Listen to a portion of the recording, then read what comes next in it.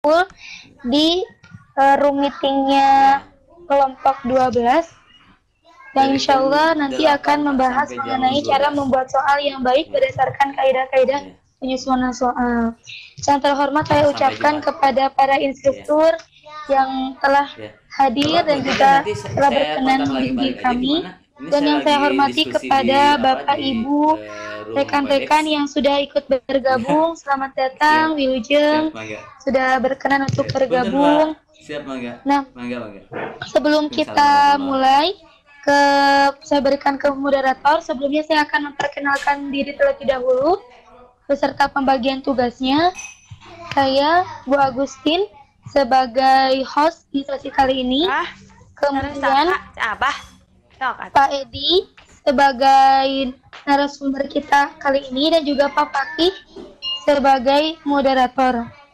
Nah, sebelum saya berikan ke moderator, saya ingin mengingatkan terlebih dahulu bahwa nanti saya akan mengirimkan link presensi yang harus diisi oleh teman-teman semua, dan ketika nanti pembahasan dimulai dimohon untuk mematikan suaranya biar tidak mengganggu ketika narasumber sedang menjelaskan. Mungkin nanti kalau misalkan setelah dibuka sesi pertanyaan dan sudah dipersilakan oleh moderator, boleh dibuka kembali suaranya. Baik, mungkin demikian pembukaannya. Saya untuk mengefektifkan waktu, saya serahkan ke moderator kepada Pak Fakih. Saya persilahkan. Baik, assalamualaikum warahmatullahi wabarakatuh. Selamat sore guru-guru hebat yang ada di grup PBX ini.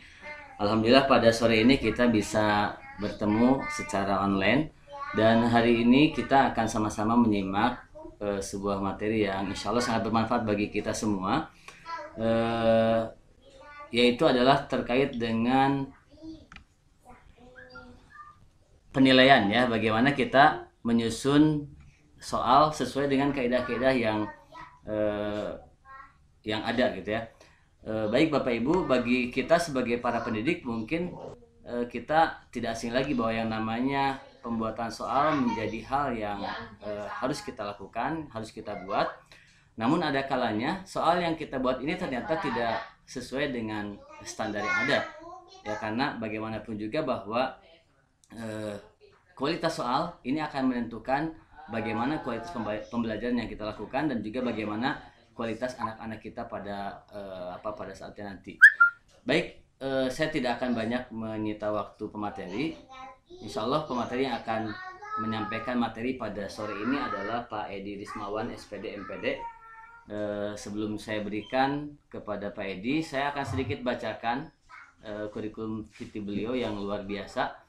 Ya, beliau bertugas sebagai guru kelas di SDN Sukapura, Kecamatan Kertasari, Kabupaten Bandung. Beliau tinggal di Kampung Sukamaju, Desa Pakutandang, Kecamatan Ciparai, Kabupaten Bandung. Beliau menyelesaikan S2 di bidang administrasi pendidikan UPI. Ini pengalaman beliau menjadi instruktur luar biasa. Ya, pertama, beliau adalah instruktur nasional program pengembangan keprofesian berkelanjutan atau PKB jenjang kelas atas SD tahun 2017. Kemudian beliau juga adalah instruktur nasional guru pembelajar kelas atas SD tahun 2016. Kemudian menjadi ketua Yayasan Nurul Iman Kecamatan Ciparai Kabupaten Bandung tahun 2016 sampai dengan sekarang. Kemudian beliau juga adalah wakil kepala sekolah bidang kurikulum di Madrasah Aliyah Derajat Al-Huda Kecamatan Pacet Kabupaten Bandung tahun 2018 sampai dengan sekarang. Beliau juga pembina di Pesantren Derajat Al-Huda Kecamatan Pacet Kabupaten Bandung tahun 2018 sampai dengan sekarang. Beliau juga ketua Ikatan Alumni Mahasiswa UPI Kampus Cibiru tahun 2019 sampai dengan sekarang. Dan terakhir yang beliau tulis, beliau adalah pengurus PGRI Kabupaten Bandung di bidang penelitian dan pengembangan tahun 2017 dan sampai dengan sekarang. Masya Allah, ya, luar biasa. Oleh karenanya mari kita sama-sama menyimak pemaparan materi yang akan disampaikan oleh Pak Edi. Saya harapkan silakan teman-teman guru untuk menyiapkan catatannya, ya, barangkali nanti dalam pemaparan atau di akhir pemaparan mau ada hal yang ingin disampaikan, silahkan nanti langsung ditanyakan. Baik, saya persilahkan mikrofon kepada Pak Edi sebagai pemateri.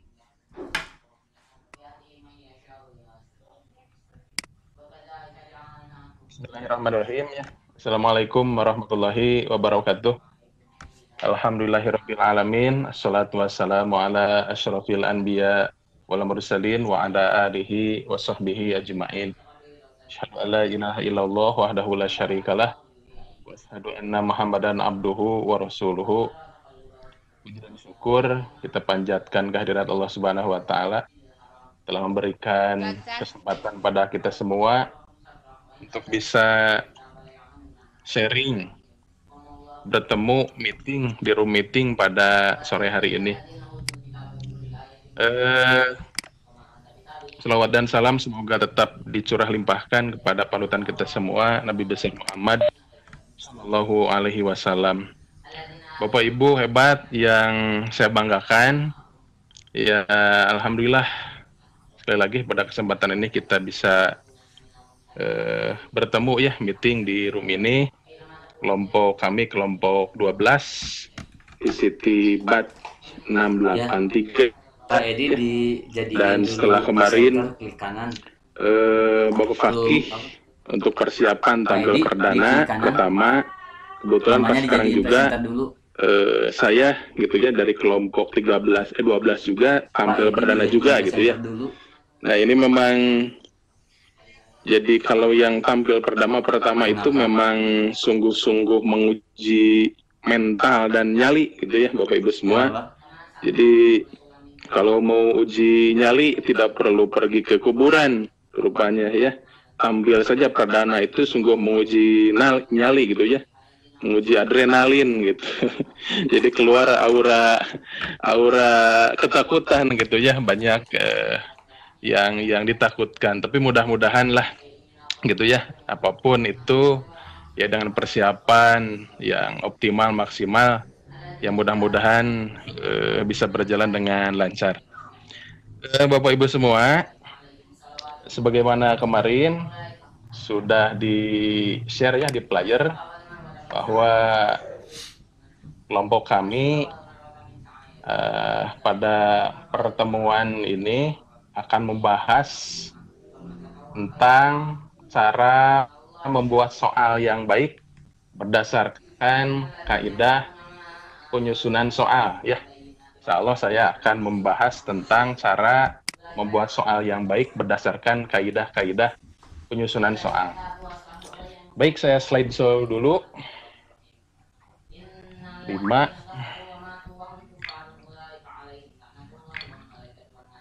Ya, cara membuat soal yang baik berdasarkan kaidah-kaidah penyusunan soal. Cek, bisa didengar, Bapak moderator? Jelas Pak Edi, jelas. Jelas, alhamdulillah. Ya. Oh ya Pak Edi, mohon maaf saya ingatkan untuk waktunya 30 menit ya Pak Edi untuk presentasi, biar nanti ada tanya jawab dengan peserta. Terima kasih. Diskusi. Iya. Bapak Ibu semua, pada kesempatan ini saya akan mempresentasikan materi tentang cara membuat soal yang baik berdasarkan kaidah-kaidah penyusunan soal. Tentu ini adalah pekerjaan yang biasa Bapak Ibu atau kita lakukan gitu ya. Terutama kan seorang pendidik, seorang guru di sekolah. Nah ini pekerjaan yang ya senantiasa kita lakukan, senantiasa kita kerjakan, membuat soal gitu kan. Dan saya juga yakin Bapak Ibu sudah banyak yang sudah tahu tentang tata cara membuat soal yang baik berdasarkan kaidah-kaidah penyusunan soal. Oleh karena itu pada kesempatan ini kita sering saja nanti ada hal-hal yang perlu ditanyakan, perlu diskusikan, nanti kita bahas bersama-sama gitu ya. Jadi sanes haratos mapatahan ngojai kemeri gitunya. Mari matos tiasa gitunya, atos mahir ngojai gitunya. Kita bahas bersama-sama aja gitu. Pekerjaan yang biasa kita lakukan. Lanjut. Nah ini latar belakang. Bapak Ibu semua, latar belakangnya dalam Undang-Undang Nomor 20 Tahun 2003 tentang Sistem Pendidikan Nasional, bab 11 pasal 39 dijelaskan bahwa pendidik merupakan tenaga profesional yang bertugas merencanakan dan melaksanakan proses pembelajaran, menilai hasil pembelajaran, melakukan pembimbingan dan pelatihan, serta melakukan penelitian dan pengabdian kepada masyarakat, terutama bagi pendidik pada perguruan tinggi. Jadi ini salah satu kewajiban sebagai seorang pendidik, sebagai seorang guru adalah menilai hasil pembelajaran, gitu ya. Bahkan di dalam Undang-Undang Guru Dosen juga 14 tahun 2005 di sana juga sama dijelaskan. Ada salah satu tugas sebagai pendidik, salah satu kewajiban sebagai pendidik yaitu menilai gitu ya hasil pembelajaran dan mengevaluasi hasil pembelajaran. Ini yang jadi dasar kewajiban kita. Tuh. Nah, Bapak Ibu semua, tadi kan dijelaskan bahwa menilai hasil belajar merupakan kewajiban kita sebagai seorang pendidik, sebagai seorang guru. Nah, pertanyaannya apa sih penilaian hasil belajar itu? Ya, gitu. Jadi penilaian hasil belajar merupakan proses pengumpulan informasi atau data tentang capaian belajar peserta didik.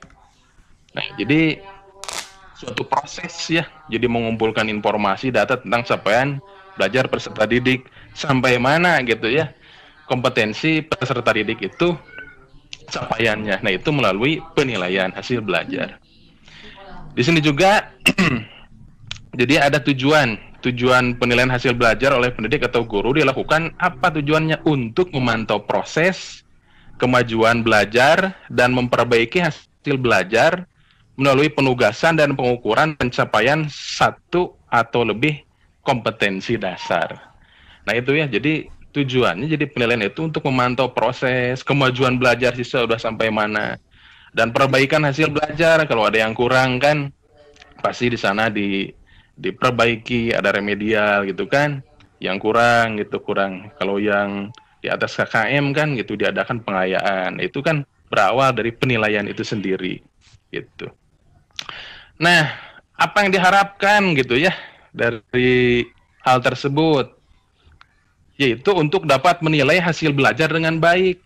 Tentunya pendidik wajib membuat instrumen penilaian yang baik pula sehingga memberikan informasi yang valid dan objektif. Nah, jadi yang diharapkan itu seperti itu. Jadi untuk menilai hasil belajar siswa dengan baik, ya makanya pendidik atau guru itu harus membuat instrumennya yang baik, gitu. Jadi untuk memperoleh hasil belajar yang baik, buat instrumen, buat alatnya, alat penilaian, gitu ya, gitu. Nah, soal merupakan salah satu instrumen penilaian, itu soal itu. Ya, sekali lagi, jadi untuk memperoleh informasi siswa gitu ya, kompetensi siswa gitu, sampai di mana kemampuan siswa kan itu dengan penilaian hasil belajar. Nah, oleh apa itu bisa didapatkan? Oleh instrumen, oleh alat. Nah, alatnya itu salah satunya adalah soal gitu. Soal yang baik tentunya akan memberikan informasi yang tepat, valid dan objektif, sedangkan soal yang kurang baik akan memberikan informasi yang tidak sesuai dengan capaian siswa sehingga dapat merugikan siswa dan memberikan informasi yang tidak tepat atau menyesatkan untuk mengambil keputusan. Nah, jadi tentu di sini kalau soalnya baik, itu akan memberikan informasi yang baik juga, yang tepat, yang valid dan objektif. Kalau soalnya, instrumennya tidak baik, otomatis informasi juga yang didapatkan akan tidak baik, bahkan merugikan bagi siswa, juga merugikan bagi guru, merugikan bagi sekolah, karena di sana kan nantinya ada tindakan yang diambil, keputusan yang diambil gitu. Kalau informasinya salah, otomatis tindakan dan keputusan yang diambil oleh guru juga atau sekolah juga nanti salah, fatal akibatnya gitu. Nah, Bapak Ibu semua, untuk dapat membuat soal yang baik, maka harus sesuai dengan kaidah-kaidah penyusunan soal gitu. Jadi ada kaidah, ada ketentuannya apabila kita ingin membuat soal yang baik gitu. Dan itu juga memang berlaku untuk semua hal gitu. Jadi ada aturan dalam kehidupan ini gitu. Jadi misalnya kita mau ngaji Quran saja kan itu ada aturan-aturannya gitu. Ada tajwid, ilmu tajwidnya ada panjang pendeknya gitu ya. Ini di mana harus berhenti gitu. Ini harus panjang, harus pendek gitu kan. Ini harus dibaca A, patah dulu dibaca I, kasroh dibaca U, domah, kan itu ada aturan-aturannya. Begitu juga dengan membuat soal yang baik. Nah, itu ada aturannya, yaitu harus berdasarkan kaidah-kaidah penyusunan soal gitu. Nah, Bapak Ibu semua, di sini ada aspek dan jenis penilaian. Nah, di dalam penilaian juga kan kita menilai aspek gitu, aspek apa saja yang dinilai. Nah, di sini ada pengetahuan, keterampilan, dan juga sikap ya. Di aspek yang dinilai itu dalam kurikulum 2013. Sekali lagi ada pengetahuan, ada keterampilan, dan ada sikap. Sikap itu kan ada spiritual dan sosial. Untuk pengetahuan, ini aspek yang dinilainya dari aspek pengetahuan itu ada tes tertulis, ada tes lisan, ada penugasan. Nah, untuk soal, nah ini maksudnya di sini nih, di pengetahuan ya. Di pengetahuan biasanya kan untuk soal di sini untuk tertulis kan ada pilihan ganda, ada uraian, ada isian, ada menjodohkan gitu ya. Walaupun untuk sekarang menjodohkan itu jarang ya, mungkin tidak ada. Padahal itu ada di tes tertulis ya, benar salah gitu. Ya gitu. Ada tes lisan juga gitu ya, ada penugasan gitu kepada siswa itu. Nah, ini di pengetahuan. Kemudian di keterampilan, ya seperti yang dinilai juga jenis penilaiannya kinerja, proyek atau produk, juga portofolio, sikap, spiritual dan sosial. Jenis penilaiannya itu bisa observasi atau jurnal, penilaian diri, dan penilaian antar teman. Nah, dalam hal ini, Bapak Ibu semua, supaya tidak terlalu luas penilaian itu, aspek yang dinilainya itu apa, ya di sini, di pengetahuan gitu ya. Jadi di tes tertulisnya gitu. Dan di sini juga nanti di tes tertulis kan ada pilihan ganda, ada uraian, dan lain sebagainya.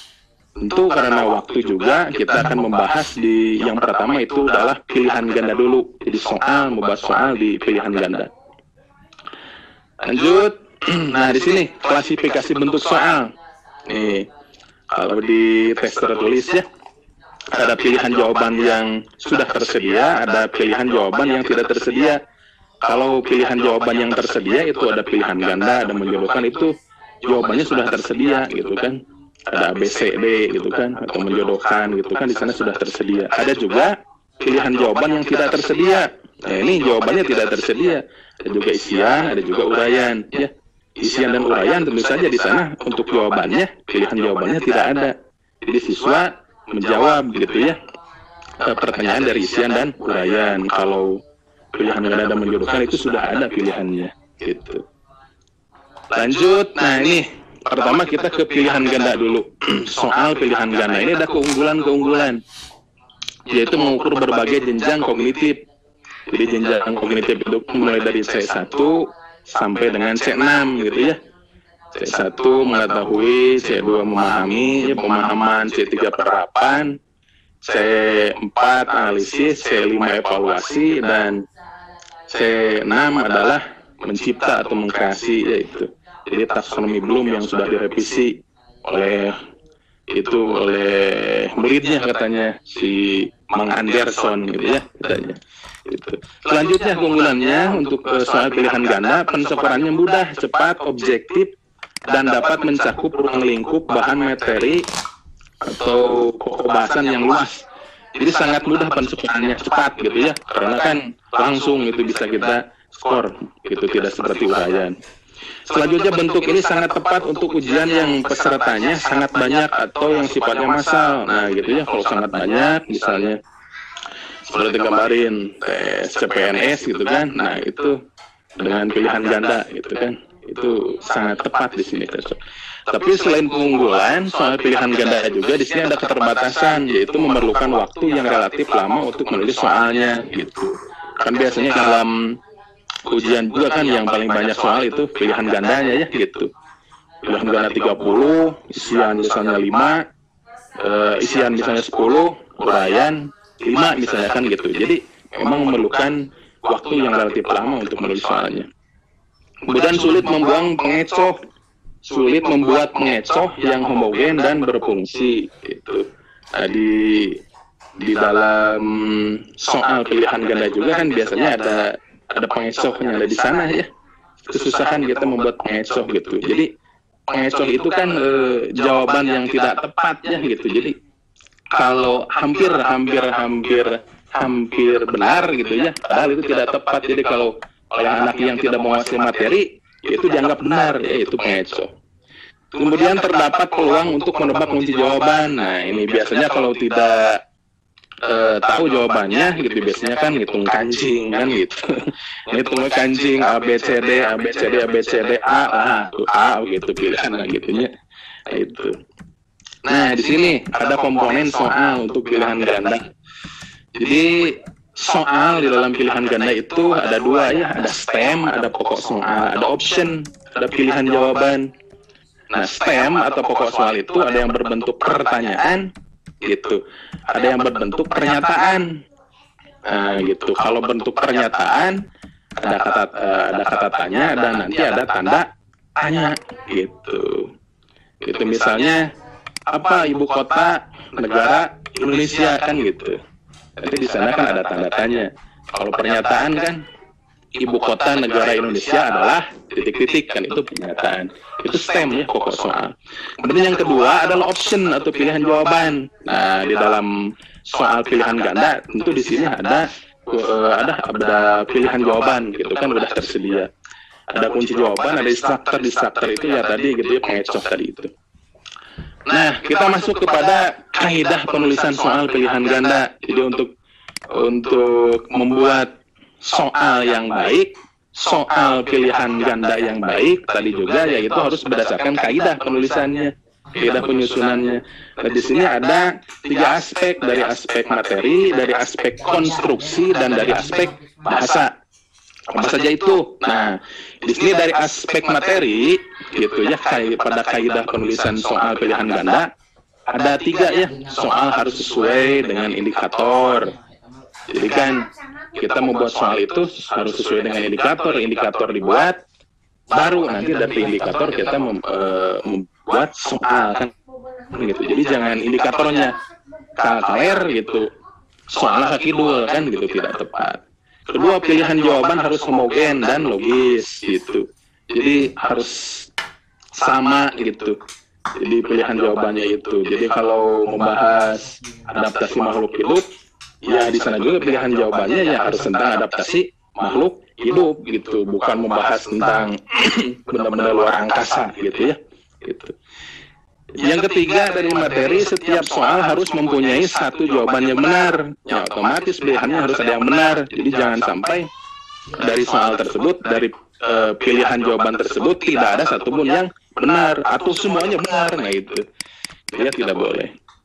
Kemudian yang kedua, dari sisi konstruksi ini dalam kaidah pembuatan soal pilihan ganda, pokok soal harus dirumuskan secara jelas dan tegas.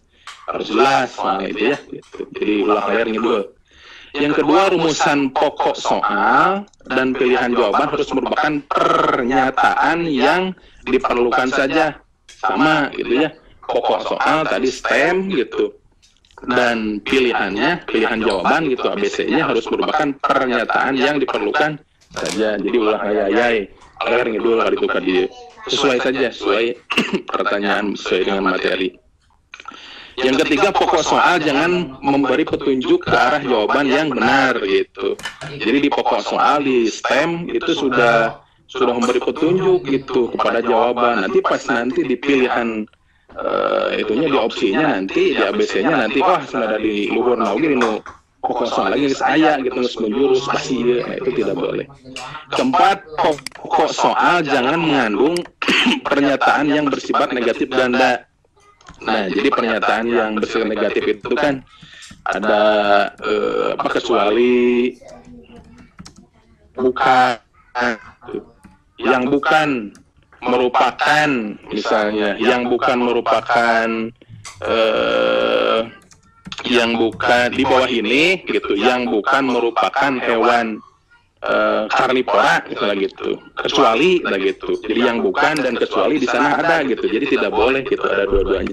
Pilih salah satu gitu, atau memang tidak ada dua-duanya gitu.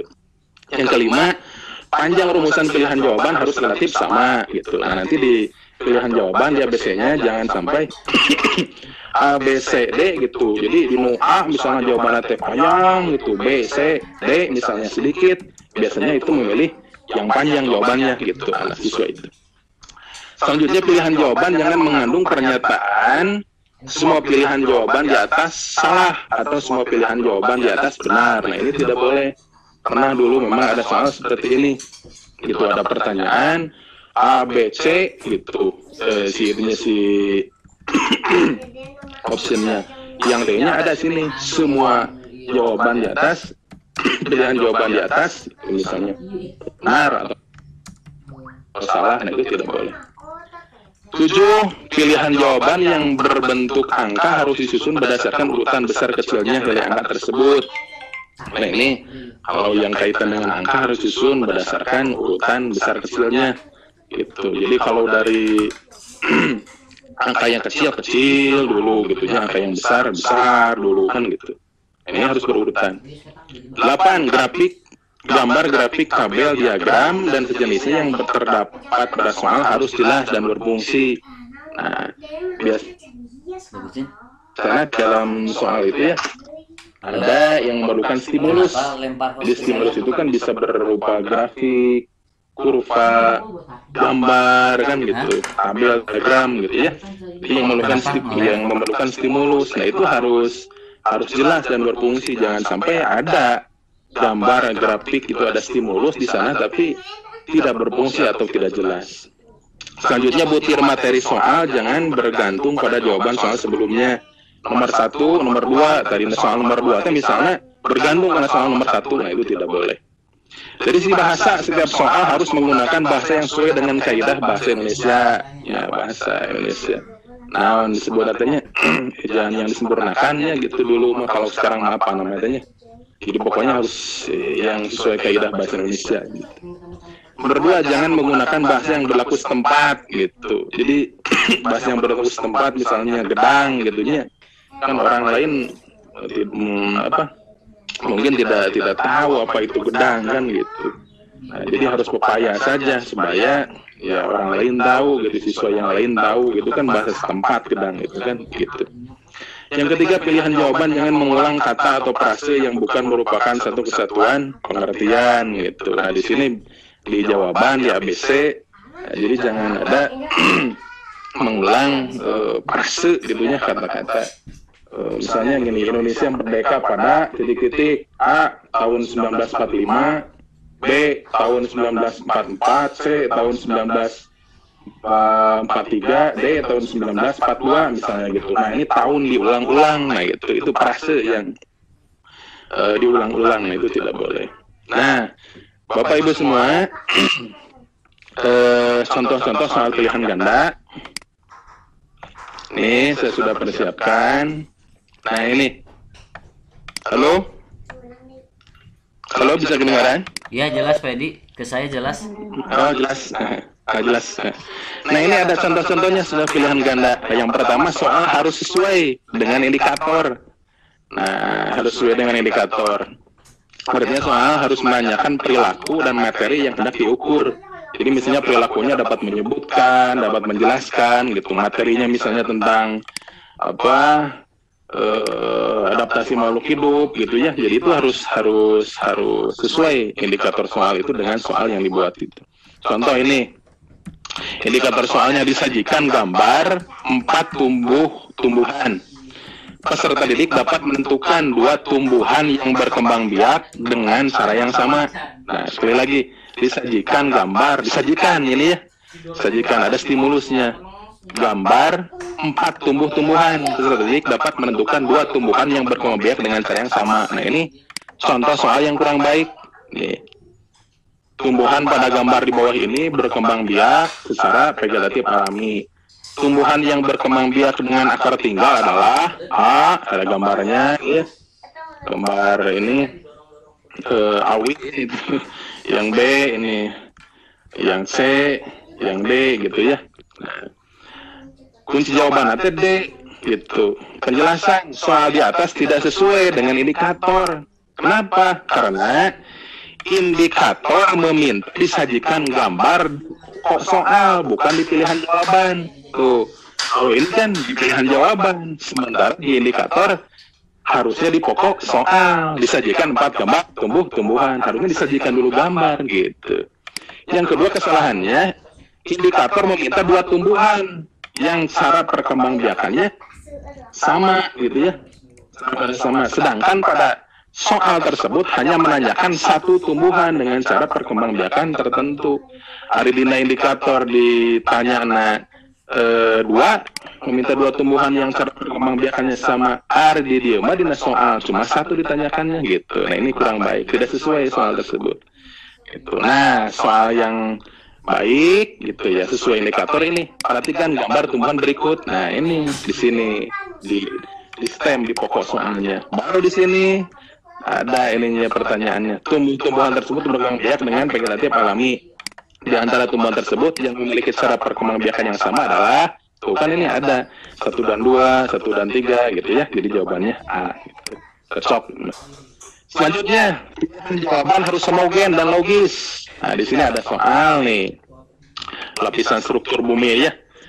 Perhatikan gambar berikut nih, ada struktur bumi pada lapisan X adalah A kerak bumi, B mantel bumi, C inti bumi, D atmosfer bumi. Nah, ini tidak homogen di pilihan ini jawabannya ya gitu. Jika atmosfer bumi gitunya, padahal kan ini mah struktur buminya gitu di tanahnya gitu kan. Nah, makanya yang bagus memang diganti tuh ininya pilihan optionnya kan.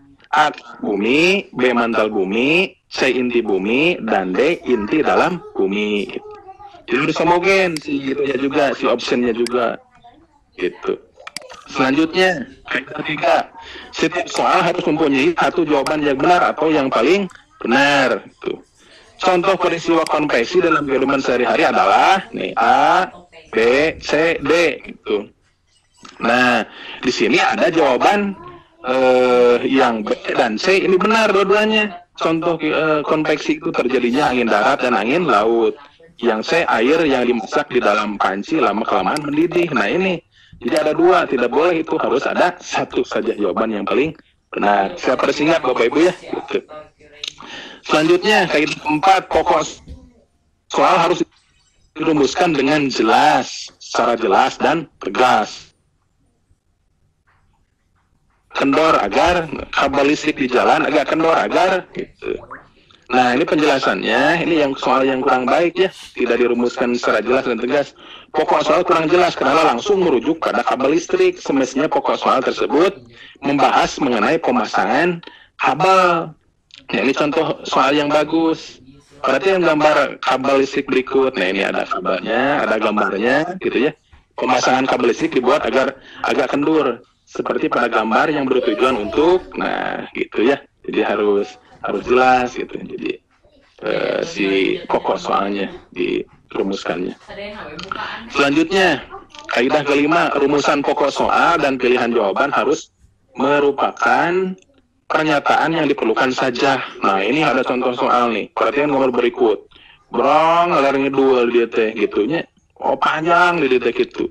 Nah ini tidak baik gitu ya. Jadi langsung aja ke pokoknya gitu ya. Yang diperlukan saja. Tuh misalnya, nah ini ya yang baik mah. Langsung perhatian berikut. Ya ada gambar. Arah gerak sendi yang ditunjukkan pada gambar di atas adalah gitu langsung. Hari nuluhur mah ngalir ngidul lah. Wah, ngalir kaki dulu. Jadi seperti kita mau berangkat ke Bandung dari Ciparai gitu ke Pangalengan heula gitu. Terus ke Banjaran. Padahal mau ke Ciparai dah langsung Pangalengan gitu. Bayana. Terus ke Komite Bayana pengen ka Bojong Soang, terus ke Bandung kan gitu. Jadi tinggal ngedela-dela. Salah jengna Bapak Ibu semua, pokok soal jangan memberi petunjuk ke arah jawaban yang benar. Seperti tadi di sini ada soal, ada pokok soal. Nah, di sini tentang penyerbukan ya. Ini ada lebah, bunga, mengsep, nektar. Nah, di sini disebutkan nektar. Otomatis anak itu kan akan sudah tahu. Jadi oh berarti nektar di sini gitu ya. Jadi jangan disebut di sana nektarnya gitu. Gitu.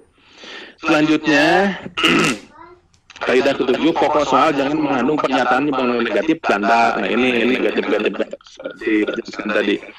Penggunaan tanda basa kalimat berikut tidak tepat kecuali, nah ini tidak dan kecuali ya ada dua. Padahal kalau ini harus buang satu atau tidak dua-duanya kan gitu.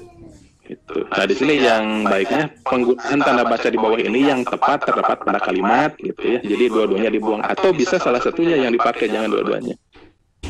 Selanjutnya panjang rumusan pilihan jawaban harus relatif sama. Nah ini ada soal, ada dialog gitu ya. Ada pernyataan yang sesuai dengan isi dialog tuh. Ini yang A panjang bisa diabetes, ini pendek, oh pasti udah kita kembali kan gitu. Terus relatif sama gitu si opsinya. Selanjutnya untuk kaidah ke-9, pilihan jawaban jangan mengandung pernyataan semua pilihan jawaban di atas salah atau semua pilihan jawaban di atas benar gitu ya, seperti tadi itu. Saya melakukan adaptasi tingkah laku dengan cara A, B, C, D. Nah, yang D semua jawaban di atas salah. Nah, itu jangan, tidak boleh menggunakan semua jawaban di atas salah atau semua jawaban di atas benar. Itu tidak boleh. Selanjutnya, kaidah ke-10, pilihan jawaban yang berbentuk angka atau waktu harus disusun berdasarkan besar kecilnya nilai angka tersebut atau kronologisnya. Nah, ini itu. Rata-rata tekanan darah orang dewasa sebesar, nah ini ada 100 per 60, 120, 140. Nah, gejlik karena 90. Nah, mestinya kalau memang mau ini dari kecil dulu, nah ini 100, 120, 140, terus misalnya di sini 150 gitu ya. Gitu. Jangan ini atas di 140 gejlik kan 90 gitu, tidak boleh. Nah, ini yang bagus mah gitu di sini ya. Atau dari yang gede dulu 140, 120, 100 dan 90 gitu. Selanjutnya gambar grafik, tabel, diagram dan sejenisnya yang terdapat pada soal harus jelas dan berfungsi. Nah, di sini ada soal, di sini ada grafik. Tuh, rata-rata jumlah peserta per hari adalah dihitung kan gitu. Dihitung. Ini kalau melihat grafik di sini ini gak jelas gitu. Rata-rata sabaraha bingung gitunya. Jadi peserta anu teh pas Senin teh sabaraha kan di sini gak ada tuh tulisannya berapa Senin teh. Rentan gitu jadinya ada rentangnya. Dilir. Nah, ini yang bagus seperti ini. Senin itu ada 45 orang, Selasa ada 80. Rabu kan di sini sudah dihitung. Jadi tinggal menjumlahkan ini saja. Yang Senin, Selasa sampai Minggu dijumlahkan berapa jumlah pesertanya dibagi ini jumlah harinya pasti ketahuan rata-ratanya gitu kan. Selanjutnya kaidah nomor 12, butir soal tidak boleh tergantung pada jawaban soal sebelumnya. Nah ini itu ada nomor 1, nomor 2. Nah ini nomor 2, jika kolam ikan pada soal nomor 1, nah ke sini ke nomor 1 ya. Ini tidak boleh seperti itu ya. Itu. Selanjutnya persingkat saja, kaidah nomor 13, setiap soal harus menggunakan bahasa yang sesuai dengan kaidah bahasa Indonesia gitu. Apabila mau memperkecil gaya gesek dapat dengan cara ini kalimat pada pokok soal belum sesuai dengan kaidah bahasa Indonesia karena tidak ada subjek, predikatnya kurang jelas gitu ya. Jadi harus jelas tadi ejaan yang disempurnakannya kalau dulu, kalau sekarang apa namanya ya, ilabdi, abdi. Jangan menggunakan bahasa yang berlaku setempat jika soal akan digunakan untuk daerah lain atau nasional gitu. Jadi kecuali kalau di kita daerah sendiri gitunya lokal kena naon. Tapi kalau untuk daerah lain atau nasional, jangan menggunakan bahasa yang berlaku setempat. Nah ini contoh nih rantai makanan. Nih peran ulo pada rantai makanan tersebut adalah saya juga tidak tahu ulo teh naon kan gitu. Nah ulo itu ternyata ular gitu di Jawa Tengah bahasa daerah gitu ya. Ulo gitu. Selanjutnya yang ke-15, setiap soal harus menggunakan bahasa yang komunikatif tuh di sini. Pak Edi mohon maaf waktunya 2 menit lagi. Komunikatif. Siap. Mau selesai sekarang. Siap. Bagian bengkuang yang sering kali menjadi bahan konsumsi oleh manusia adalah, nah ini ada soalnya di pilihannya. Penjelasan rumusan pokok soal tersebut tidak langsung dapat dipahami maksudnya. Jadi peserta didik mengulang kali. Jadi harus tadi tongayayai lah gitunya. Tidak langsung pada tanaman bengkuang bagian yang dimanfaatkan sebagai bahan makanan adalah apa gitu.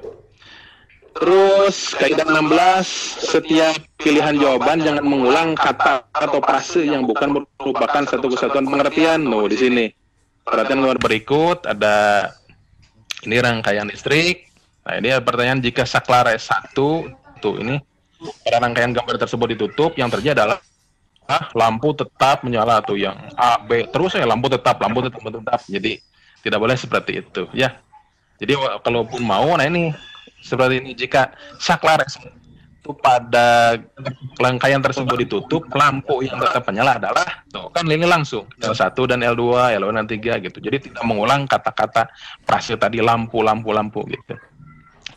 Hal yang penting harus diperhatikan, nah ini terakhir nih.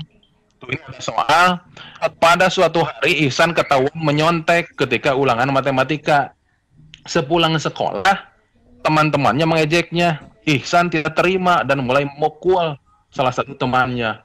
Teman yang dipukul tersebut membalas memukul dan menendangnya.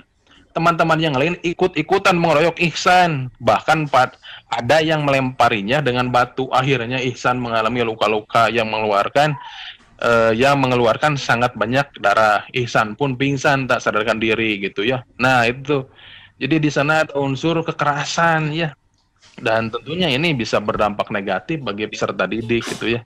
Jadi dari tontonan, dari tontonan juga bisa dijadikan model itunya.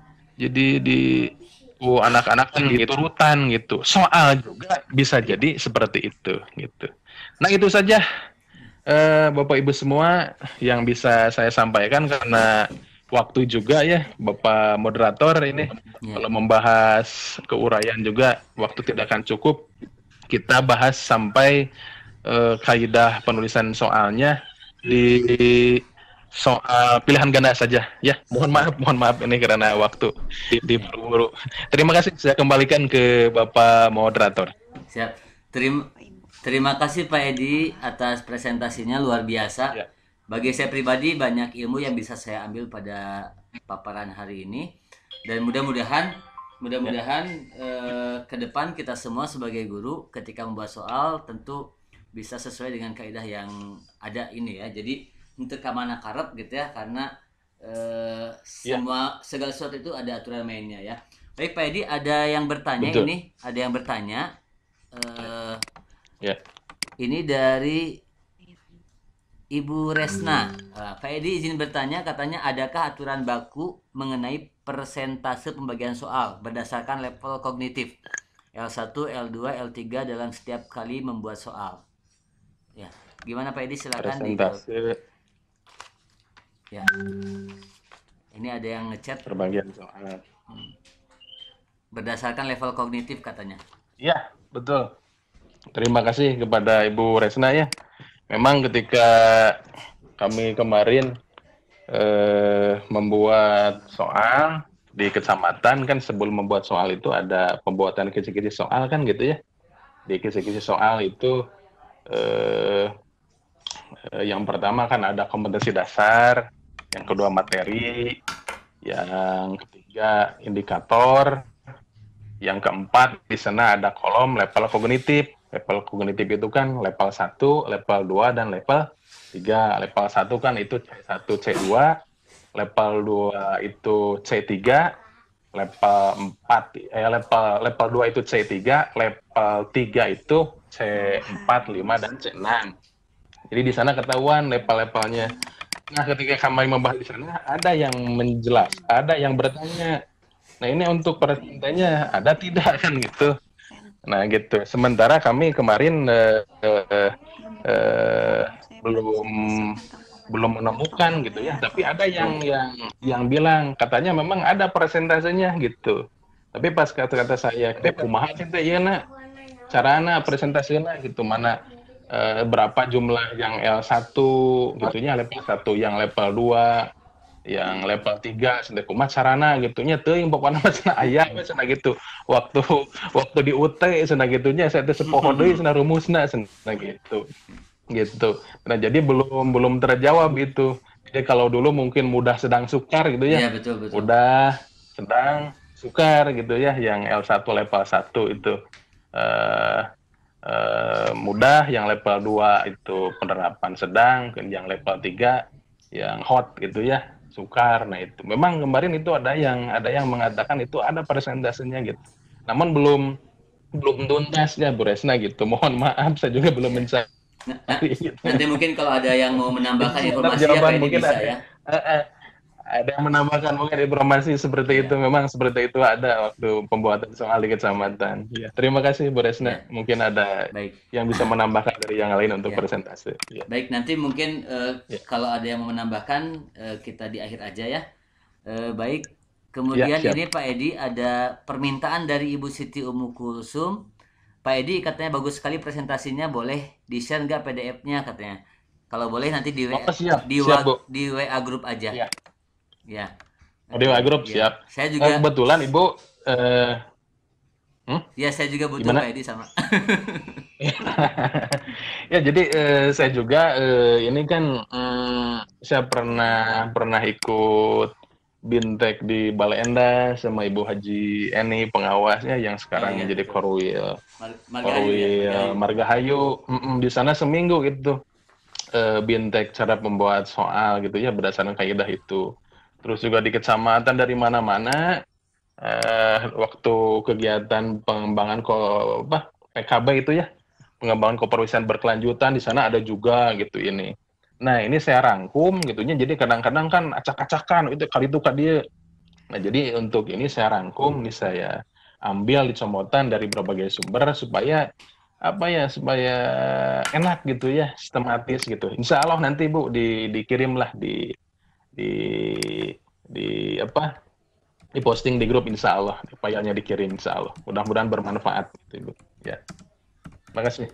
Oke, terima kasih Pak Edi. Kemudian ini ada Ya, pertanyaan lagi dari Ibu Wanti Harwanti. Pak Edi ya, mau tanya katanya kenapa tidak boleh pilihan jawaban benar semua katanya. Jadi ya untuk pilihan pilihan ganda mungkin ya semua benar ya, gitu. Kenapa tidak boleh katanya? ya, ya. Nah, memang waktu saya pernah itu Ibu ikutan tes seleksi ke perguruan tinggi. Memang dulu itu ada seperti itu di soal yang di STEM atau di pokok soalnya ada pertanyaan, kemudian di optionnya, di pilihannya gitu ya, A, B, C, D, A, B, C, D. Nah, yang D-nya gitu ada seperti itu. Oh, jadi pilihan jawaban di atas benar semua atau misalnya salah semua itu gitu ya. Atau yang gimana ya gitu. Jadi jadi si pilihan jawabannya jadi pernyataannya seperti itu. Jadi kalau dulu mungkin gitu ya, kalau dulu mungkin karena kan saya juga dulu seleksi ke UPI gitu ya, di UPI itu kan banyak kan gitu dosen semua gitu ya mengerti kaidah-kaidah penyusunan soal gitu. Nah, mungkin juga itu direvisi si kaidah penyusunan soalnya tidak boleh seperti itu gitu. Nah, makanya untuk sekarang Bapak Ibu semua coba lihat di soal-soal sekarang. Kalau misalnya kemarin UN gitu ya, US gitu. Itu kan yang dibuatnya itu di tim di kabupaten gitu ya. Nah, tim kabupaten untuk membuat soal itu di sini dulu dikaji dulu kaidah-kaidah penyusunan soalnya gitu. Jadi ada yang membuat gitu, yang membuat soal, ada reviewer. Nah, yang mengkaji ini kaidah penyusunan soal. Reviewer itu lebih jago tibatan membuat soal. Jadi reviewer mah tos wah gitunya di luar kepala kaidah penyusunan soal. Jadi kalau yang membuat gitu ada gitu di optionnya pilihan jawaban di atas salah semua atau benar semua, wah langsung ada tadi dicoret gitu. Salah cina gitu ya gitu. Seperti itu Ibu gitu. Jadi pokoknya kan di kaidah juga tadi harus ada satu jawaban yang benar gitu, yang tepat gitu. Jadi zaman dulu Ya, kita SD gitu. mungkinnya banyak pertanyaan jawabannya Ada begitu. ya. D benar semua Betul, sampai saya atau D salah semua. kuliah juga gitu ada. Iya, siap. Ada, sekarang direvisi ya. Baik. Gitu. Ini ada pertanyaan lain dari Ibu Heni Ratna Susanti. Iya, Baik. ya. Bagaimana cara kita memahami bahwa suatu soal termasuk ke dalam LOTS, MOTS, dan HOTS? Adakah kriteria khusus untuk membedakannya katanya? Betul. Terima kasih dari Ibu Heni ya. Bu Heni. Iya. Nah, tadi Ibu di level kognitif kan tadi sudah dibagi level 1, level 2, dan level 3. Jadi level 1 itu C1 dan C2 itu disebutnya pemahaman. Gitu. Yang L1 yang pemahaman itu yang disebut lot itu. Itu lower order thinking skill gitu.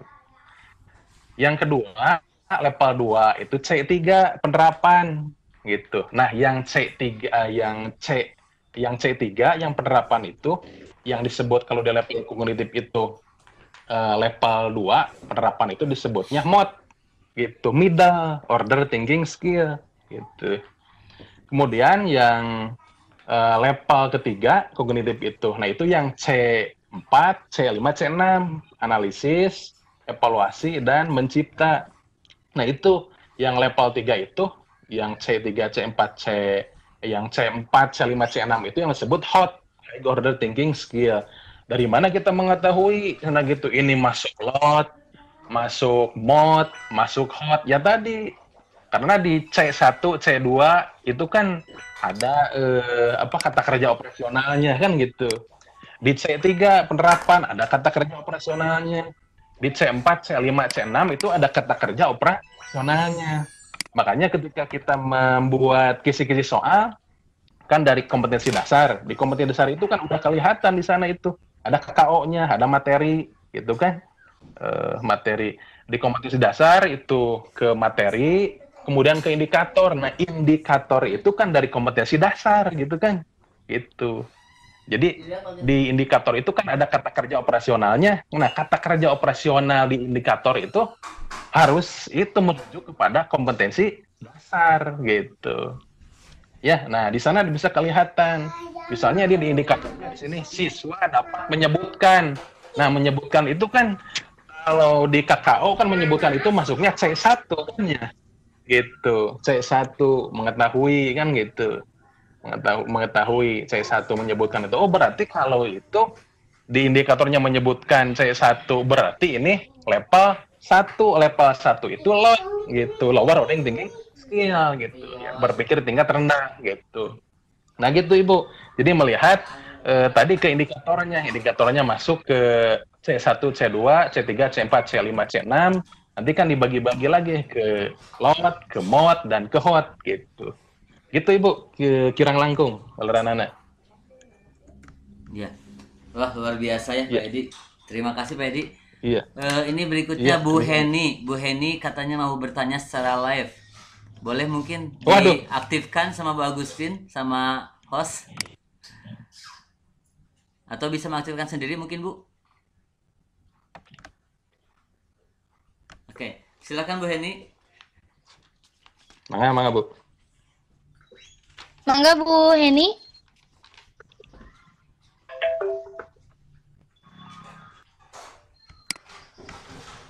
Bu Heni.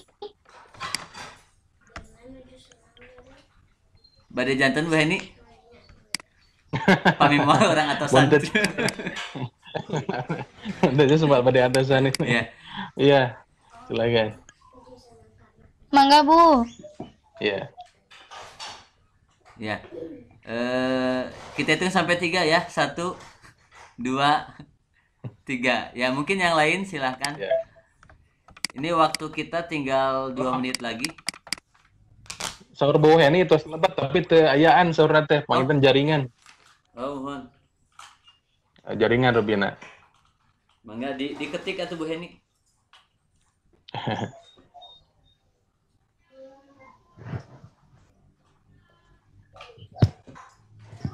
Ya. Ya.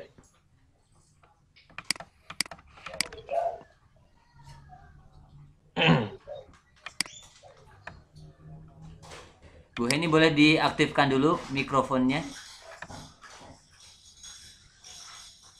Sudah aktif Bu Heni? Mangga. Mangga Bu. Oh, tos lebet tapi teu aya cenah. Jaringan. Di sini juga kan Bu Heni tanda seru di sini. Ya. Ngomong.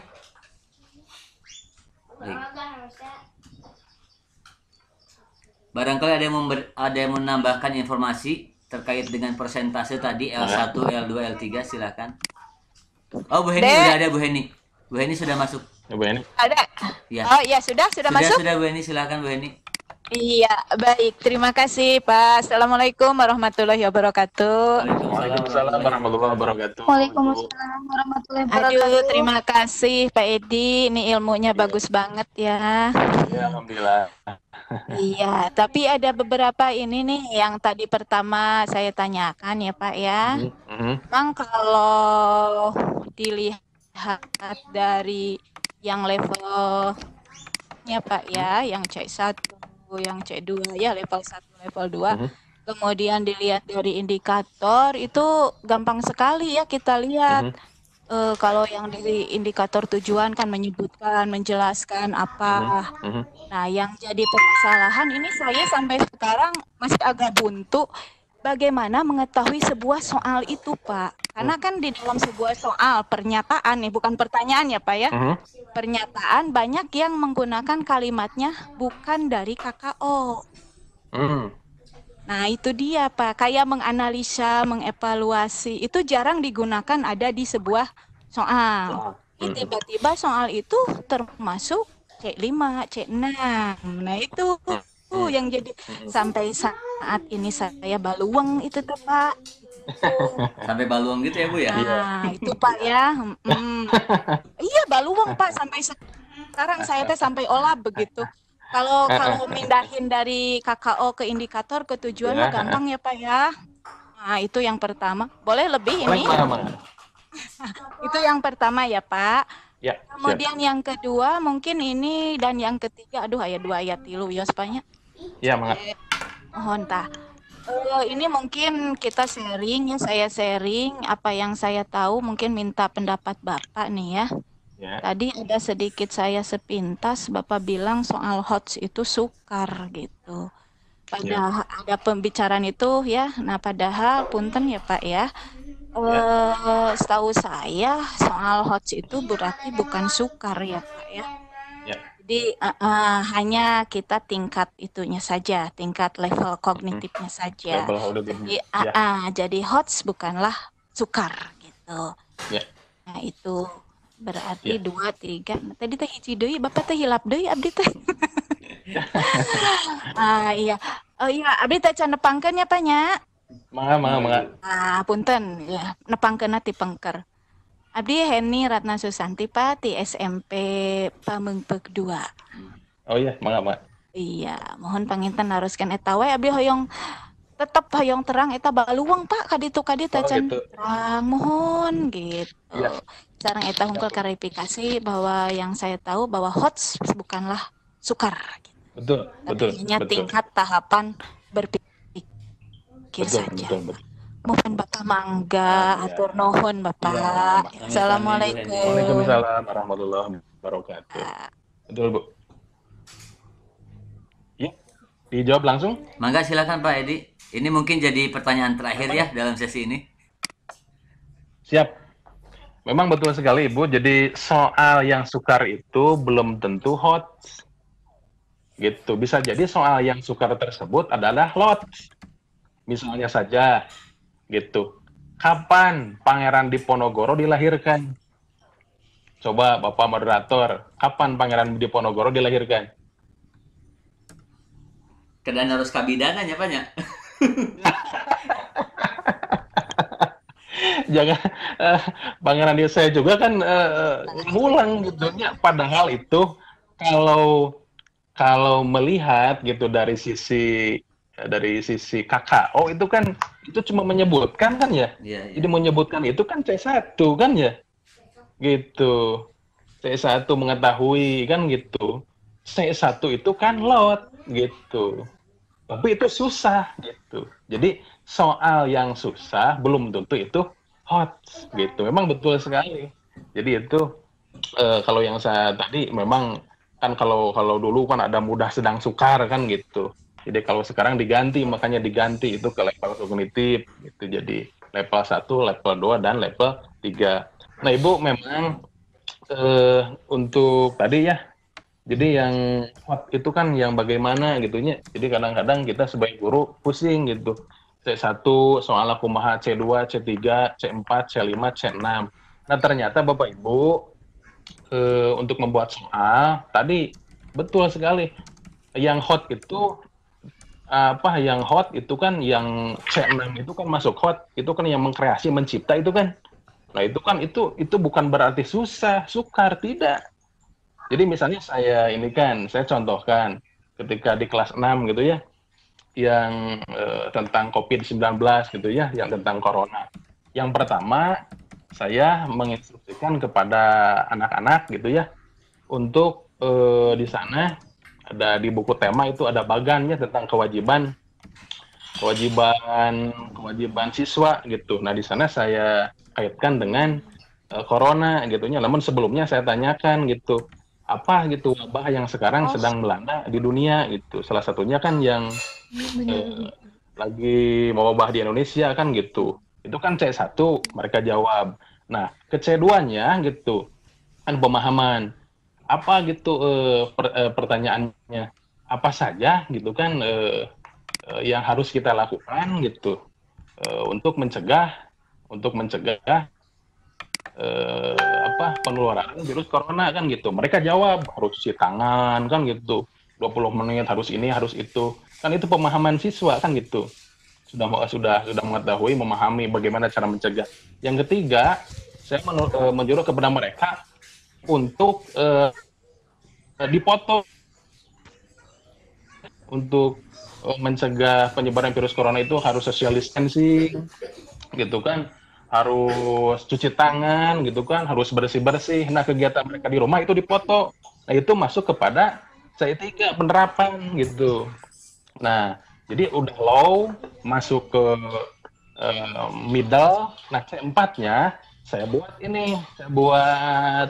wacana. Saya buat wacana di sana tentang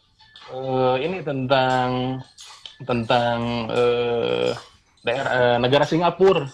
Di sana tentang negara Singapura, menurut Pak Anies di sana waktu channel wawancara dengan Deddy Corbuzier, menurut Pak Anies salah satu negara yang paling siap menghadapi corona yaitu negara Singapura. Nah, itu saya combine dengan informasi-informasi dari internet di sana gitu ya. Lalu saya buat wacana. Nah, pertanyaannya kepada siswa gitu. Nah, ini bentuknya analisis.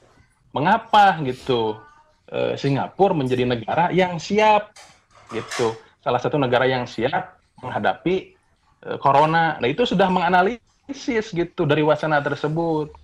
Nah, nanti tugas selanjutnya kan menganalisis, kemudian mengevaluasi kan ya C5. Evaluasinya nanti saya akan membuat wacana tentang Indonesia. Pertanyaannya kan gitu, menanyakan, mengevaluasi itu kenapa di misalnya negara Indonesia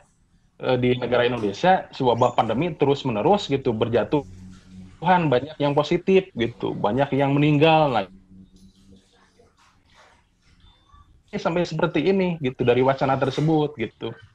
Memang seperti itu, jadi tidak bisa kita membuatnya. Yang terakhir kan yang mengkreasi itu kan mencipta. Nah, kumaha Pak cara menciptanya? Saya akan menugaskan mereka membuat poster. Misalnya membuat posternya kan bisa mereka menggambar gitu kan. Kemudian ada aplikasi juga di HP. Tentunya membuat poster seperti kemarin di Gumati itu ada aplikasi cara membuat poster sederhana. Mudah itu. Nah, mereka membuat poster. Poster apa? Ya, poster misalnya cara untuk mencegah penyebaran virus corona. Nah, itu membuat poster itu sudah hot itu. Sudah mengkreasi gitu. Jadi bukan berarti mereka itu kapal terbang, membuat alat bagaimana. Enggak seperti itu. Ini membuat poster juga gitu. Itu sudah mengkreasi, sudah mencipta. Sudah masuk kepada hot level 3 gitu. Dan Ibu juga bisa, misalnya di Facebook, Ibu ada Pak Iris Apandi, beliau adalah Widya Iswara di LPMP, beliau membuat soal dari yang low, soal dari yang middle, soal yang hot. Nah, ternyata pas saya baca, ya tidak susah-susah amat gitu, biasa seperti yang sudah bisa kita buat gitu. Jadi enak gitu. Oh, ternyata seperti itu. Memang saya juga awalnya seperti itu, Bu. Kumahanya hese nyen soal deh gitu. L1, L2, L3 ternyata seperti itu. Jadi seperti tadi analisis seperti itu, menganalisis wacana, mengevaluasi wacana tentang Indonesia, mengkreasi, mencipta tadi sudah membuat produk misalnya, apa produknya? Ya tadi gitu, poster gitu. Seperti itu Bu, terima kasih. Ya, Pak Edi, terima kasih Pak Edi, luar biasa presentasinya ini, banyak sekali audiens kita yang memuji presentasi Pak Edi hari ini. Mudah-mudahan ada manfaat sama-sama yang bisa kita ambil bersama ya.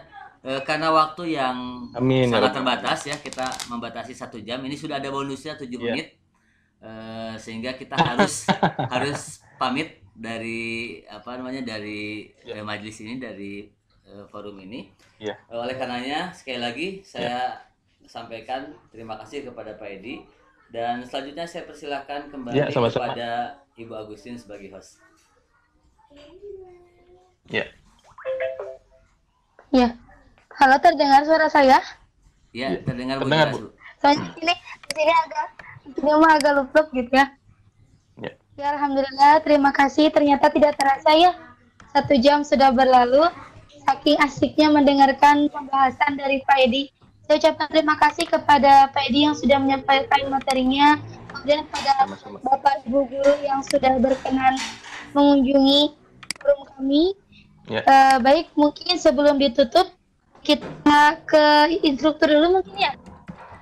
Barangkali ada masukan kepada Ibu Neni, Pak Ade, mangga. Mungkin